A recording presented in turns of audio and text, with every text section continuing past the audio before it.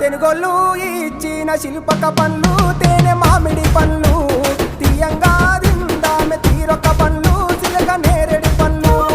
కాబోళ్ళు ఇచ్చిన మక్క కంకులు అవి పాల కంకులు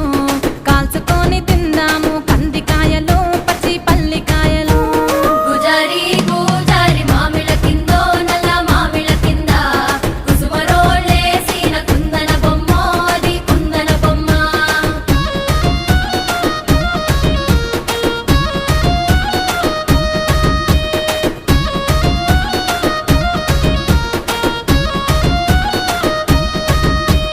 బెస్తోలు పెట్టిన పచ్చి చేపలు అవి వట్టి చేపలు